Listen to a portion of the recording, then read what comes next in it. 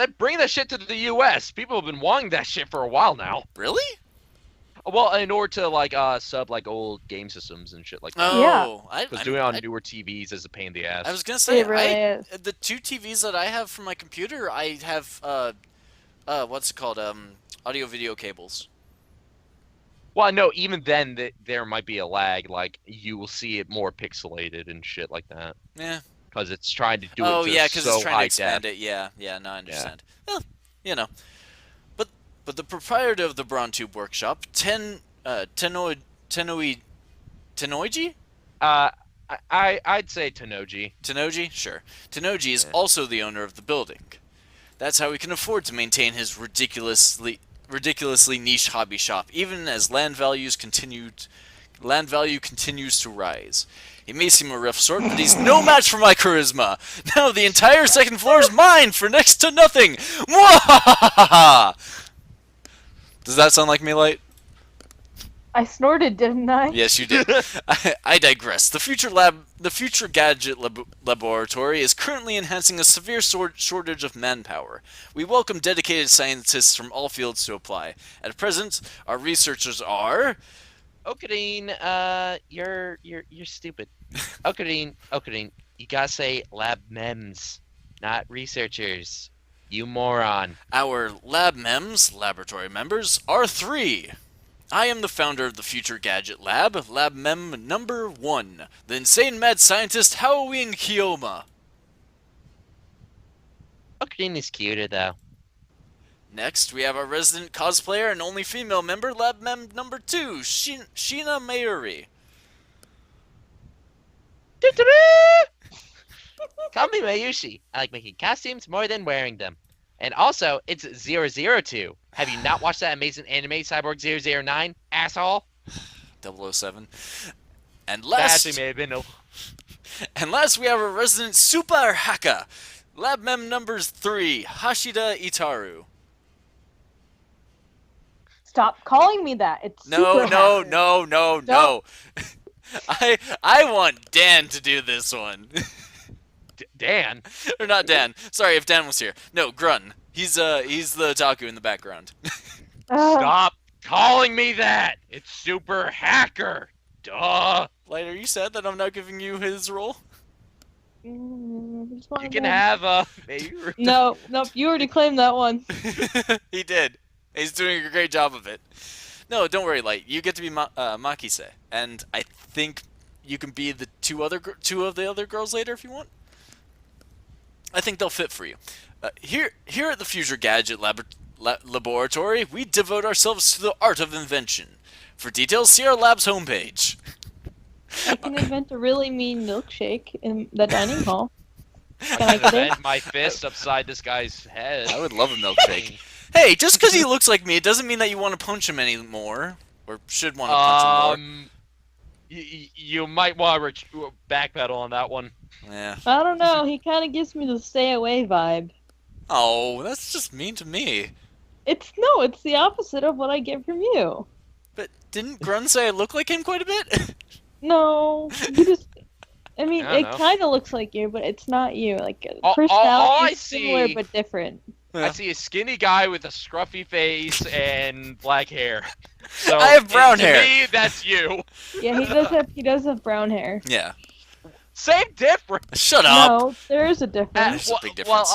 No, I'm allowed to say it because I have really almost black hair, but it's really brown. Yeah. So I'm allowed to say that. So Our top priority, of course, is to develop weapons for the war with the Dark Dominion. But that research has spawned a number of offshoot inventions. In fact, that's all it spawned. I've been telling you we should build a Gundam, but no. Our arsenal of future gadgets is up to 8, but this is just the beginning. I have a total of 108 inventions to create. Like in that... Oh, wait. Like in that tennis manga, right? I get it. No, it's the number of earthly desires and mortals, you at-channel junkie. Fuck off. And I thought I told you not to interrupt me when I'm talking. I'm monologuing. Yeah, wouldn't want to interrupt you talking to yourself. I'm not talking to myself. Can't you see? I'm talking to the person behind the monitor. Okay, which You person are lonely, they lonely talking bastard. to? You, Grun, or me? Because we're all behind the monitor. Yeah, what the fuck? He just grinned. What are you grinning about? Damn you! You don't even exist outside that monitor! Oh, so it has to be one of you two. Just say... Oh. Just say, don't look at me. I don't think that's gonna work. It appears our attempts to communicate have failed. It's sad to see someone so deeply in denial of reality. Maybe they think we're in the game? Huh? I doubt it's even occurred to them. But aren't you two girlfriends the same way? I'm insulting myself! Hey, that's fucking different. Those girls are my wives. I'm insulting myself! Oh, Don't Grun. worry, since I'll be voicing characters, I'll be doing the same thing. I'll be having a weird conversation. Nobody cares about your harem. Lies! Grun cares about his harem. I wish. But Mayushi touched upon a very interesting theme, you know? What if we're actually just characters in a game? Any way you can know for sure? Like, shoot yourself. No. Do it. Come on! Such questions are meaningless. Our time is better spent thinking of ways to destroy the system. Nice Chuni... Oh, wait. I think it's hold on. Chunibyo. Or Nice Chunibyo, you, bro. Chunibyo? Something like that. Bro. Hey, I've heard that phrase somewhere before. It's some Japanese phrase. It's kind of, I think it's people who are, like, kind of disillusioned from reality. Something like that. Probably. Yeah. I step back from the monitor. Displayed on the screen is the ugly cute character, Alpaca Man! Oh, God! I love it. This is a game called Alpaca Man 2, where you speak to Alpaca Man via microphone and watch him react. The game It's like the game Seaman with Leonard Nimoy! Exactly! The game exploded No! in popularity when it was released 10 years ago, but personally, I find only the ugly part of ugly cute to be true. I bought it yesterday, 500 yen used, headset included. I turned to Daru with a menacing glare. Oh, God. Shut it, Haka. I'm no Chunibyo patient. I sweep my hair back and flash a devilish grin. I am Halloween, Kiyoma. That's your character's name, right? Your OC? You know, one day, Fucking yes. nerd. Oh, Daru. It's a self-insert AU where that's his OC. Oh, Daru, your communication skills are beyond repair. I'll have you know I go to a ton of offline meets, and I'm always the life of the party. Unlike you, Yeah. you lonely, lonely bastard. This fat, bespectacled guy is my brother-in-arms and right-hand man, Hashida Itaru, nicknamed Daru. God, that does the first part of that actually does describe me. I'm a fat bespectacled man. Oh, come on now, Grun. Actually, he's made comments that he does have weight, so... Yeah, He's a hardcore not otaku. nowhere near as bad as that, but Yeah. He's a hardcore otaku. You can always find him in front of the computer, playing games and watching anime. Okay. He has 2D wives on whom he cheats with 3D mates. I don't agree with his preferences, but to him, anything's fine as long as it's moe. He's the reliable and skilled partner who brings my ideas to fruition. Despite his insistence that software is his forte, he still shows remarkable aptitude with hardware as well. software. Jesus Hardware. Christ. Ow! The needle bit my finger. Over here, nursing a pricked finger, we have Shina Mayuri, a 17-year-old high school student, if you can believe it. I've known her since we were both small. She's also an otaku, nowhere near Daru's level, though. Go my level, bitch. This ditzy girl is in charge of the That lab's is you. is in charge of the lab's official costume division for women, and today she's working on costumes for at her usual leisurely pace. Why does the future gadget laboratory need costumes for women? It doesn't. The truth is that Mayuri is completely useless. Still, there's no way I would ever kick her out. After all, she was the first one to join the future gadget laboratory. I still remember the day Mayuri first came to the lab. It was spring. She said to me,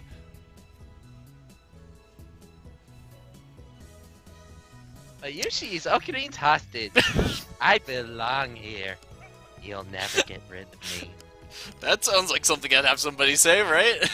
Will never escape me. Well, that certainly was cryptic. I will forever make costumes here. But her offer was my salvation, for she was the first to join me on my magnificent quest. She saved me from a solitary life on the run from the organization. I will never forget her kindness. Mayuri doesn't have to be useful. Her being here is enough. Aww. So, did Alpaca Man say anything? Nope, nothing. The human face alpaca inside the monitor was completely unresponsive. So unresponsive you think the game was bugged. Whatever, I give up. Never again will I play this boring game. By the way, you do realize that entire the entire conversation that they had at the beginning there was with Alpaca Man, not us. Yeah. Sad thing is that's based off a real game. It is, I know. Except But think it does might have be more Leonard entertaining. Nimoy. Yeah. Damn antisocial alpaca! I curse his name and smack the TV.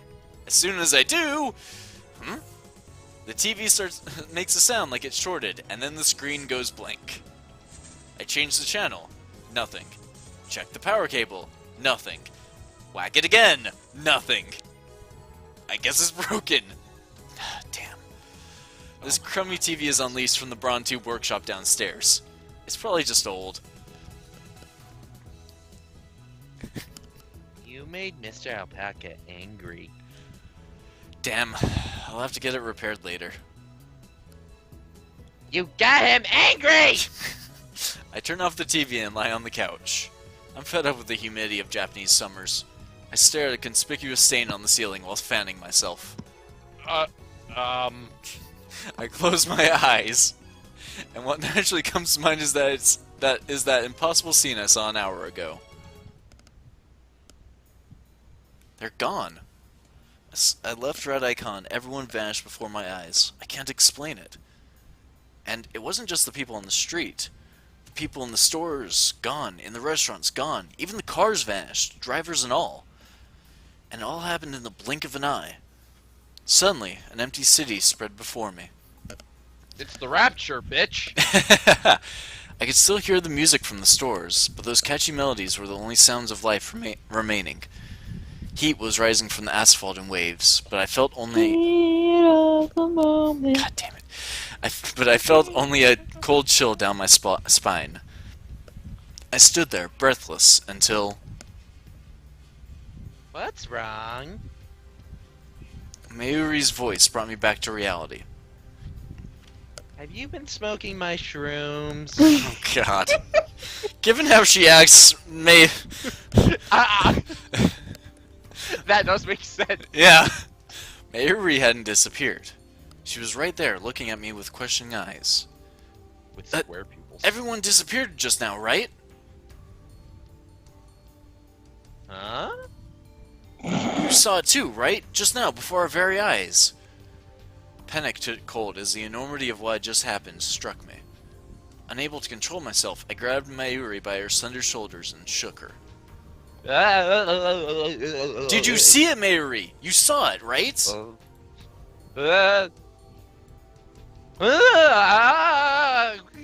shaking me! Mayuri's head flopped back and forth from my shaking.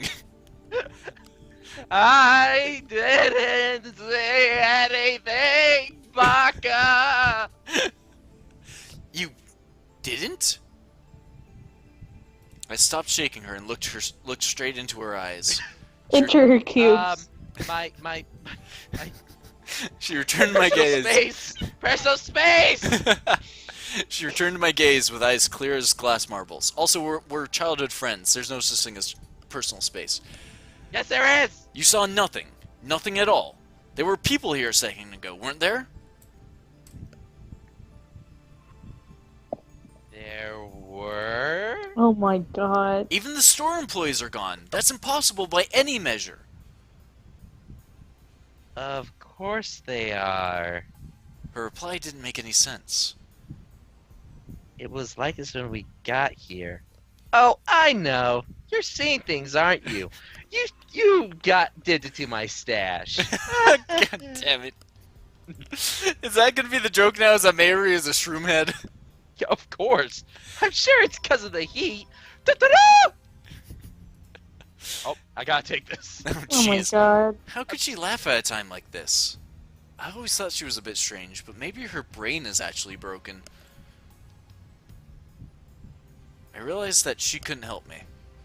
With nowhere else to turn, I looked up at the bright blue sky. There wasn't a cloud in sight. The scorching summer sun shone bright through the gaps between Akiba's buildings. Naturally, my eyes drifted to the top floor of Radicon, where I had been just a moment before.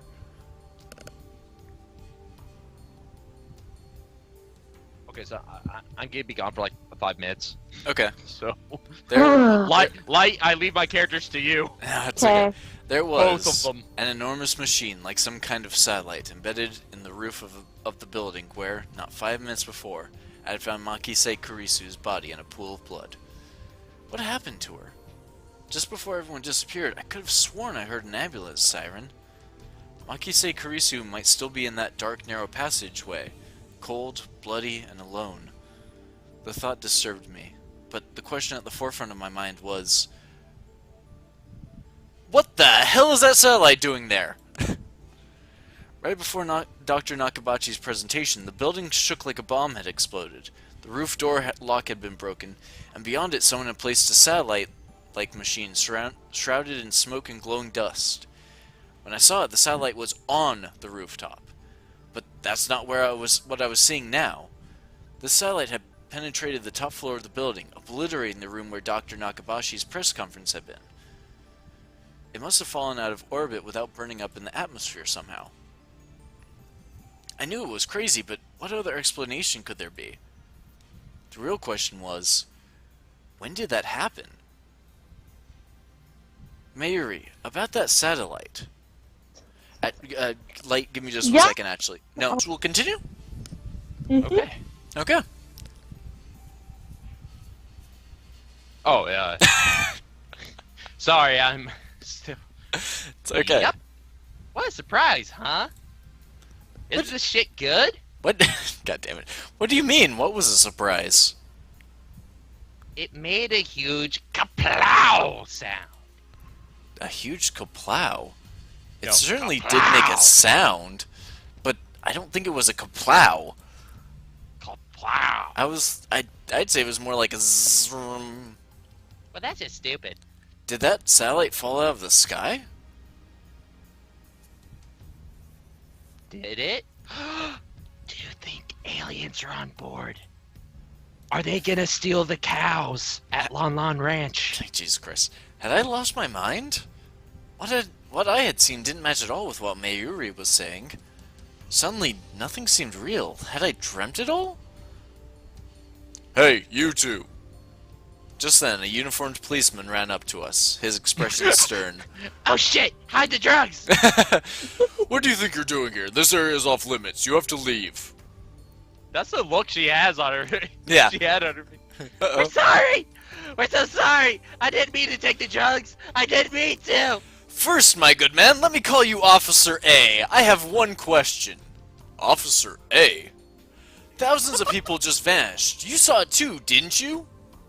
What are you talking about? Get out of here! I was quickly losing confidence in my own memories. I decided to tell him about Makise Kurisu and get him to call an ambulance, but before I could... Look, I don't have time for your nonsense. The policeman took me by the upper arm and said, no one got stabbed at Radicon. What? How could he say that with such certainty?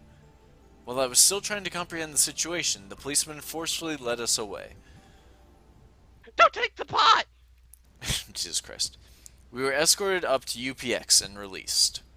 There were people at UPX like usual. Actually, there were far more people than usual. The place was packed. Just as Officer A had said, Chuodori had been blockaded by police, so no one could enter. There was nothing we could do, so we headed back to the lab. And that brings us to the present.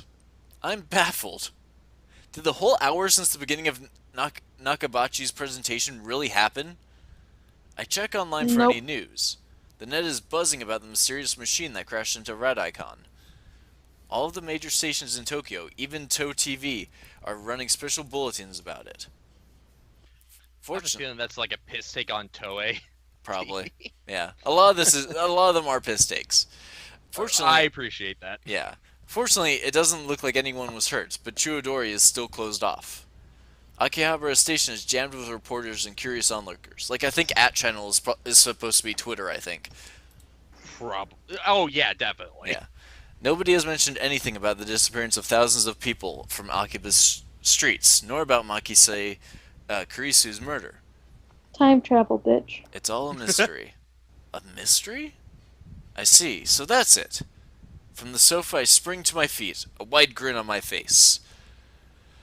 Daru Meiru turn and stare. Shit, he's gonna say I have an idea. This is all an elaborate cover-up by the organization. Their influence has corrupted local law enforcement, which means our entire government may already be under their control. My God! But they underestimated me, for I am not so easily played. One day, I will expose their deeds and put an end to their reign. Get the sedative. Having come to a satisfactory conclusion, I take a celebratory bottle of Dr. P, my favorite soda, from the fridge. Ew! That's disgusting! The lab has no air conditioning. Ice cold drinks are essential.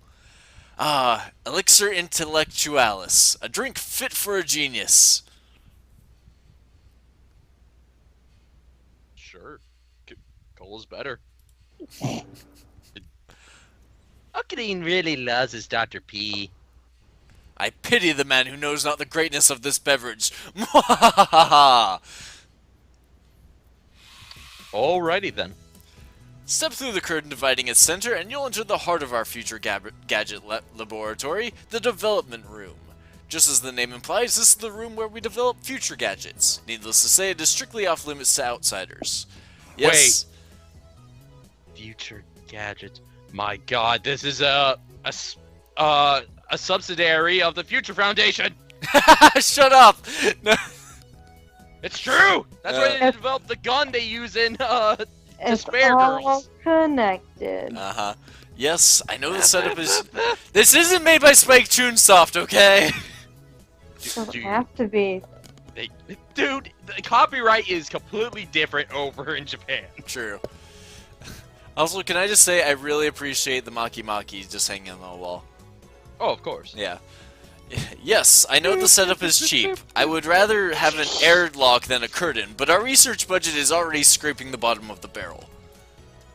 Besides, what's important is is... a budget? Yes, apparently. Besides, what's important isn't money, it's ambition. I poke Daru and bid him follow me into the development